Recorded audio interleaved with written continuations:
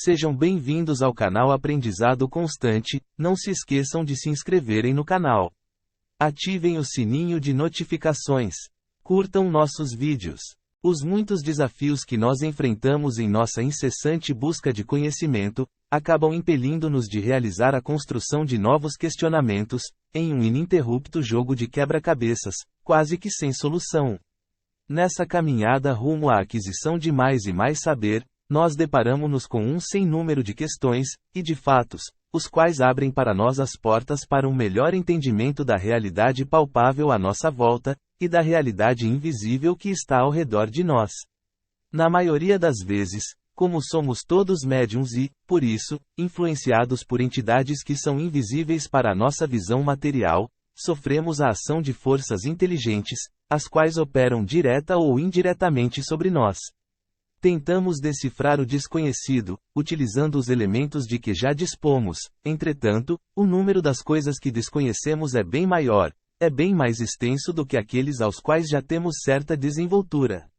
Quanto mais penetramos pelo pensamento e pelo entendimento no mundo invisível, maior é a quantidade de eventos que temos de assimilar e mensurar usando a nossa base de conhecimentos já alcançados. Todavia, são elementos, por enquanto, incomprováveis cientificamente. A ciência espírita está avançando um pouco mais aceleradamente do que nos séculos passados, mas ela ainda enfrenta os mesmos problemas de antes, a descrença de boa parte dos cientistas. A natureza manifesta-se por meio de grande quantidade de acontecimentos, das mais diversas modalidades, os quais inicialmente eram registrados pelos seres humanos somente através de seus órgãos sensoriais. A raça humana penetrava gradativamente no micro e no macrocosmo e, com isso, ampliava sobremaneira os seus horizontes de entendimento. Embora os sentidos físicos não sejam rudimentares, posto que eles sejam resultantes de sistemas complexos e bastante desenvolvidos, eles ainda estão muito distanciados dos sentidos presentes no espírito liberto da carne.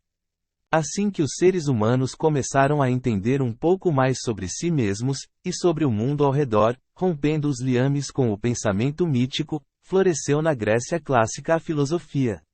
A partir daí, os temas que dominaram as mentes dos grandes sábios eram conhecer o mundo e a natureza, e conhecer a si mesmo, como elemento integrado na mesma natureza. Os filósofos aos poucos, tiveram de enfrentar uma questão que era tida como sem solução: qual era a proveniência do conhecimento inato de algumas pessoas, as quais, não tendo sido previamente instruídas por alguém, sabiam como agir e reagir diante dos desafios da sociedade e do mundo.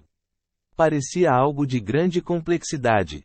As ideias inatas constituíam um enigma para aqueles pensadores antigos. Por que motivo alguns homens apresentavam um saber tão à frente de suas próprias condições intelectuais ainda incipientes? A escola pitagórica admitia perfeitamente que tal saber era um conhecimento adquirido em vidas precedentes. Em torno do ano 525 a.C., Pitágoras mudou-se para Crotona, nos arredores estéreis de uma cidade ao sul da Itália, fundando a ordem pitagórica, a qual apresentava um caráter que dividia-se: a busca de respostas para questões espirituais, e o estudo da matemática. Ele ensinava a reencarnação como algo que explicava uma série de questionamentos humanos. Os poderosos sentiram-se ameaçados com o pensamento apresentado por Pitágoras, e, com isso, aquela comunidade foi cercada, teve suas casas incendiadas, muitos discípulos morreram. Pitágoras conseguiu escapar, e, depois disso, fez uma longa peregrinação pela Itália, transmitindo os seus ensinamentos por onde passava. Na condição de continuadores do pensamento pitagórico, Sócrates e Platão permaneceram defendendo os conceitos referentes à precognição do conhecimento humano. Eles aprofundaram-se ainda mais nesse conhecimento e expuseram aos seus discípulos tais conhecimentos.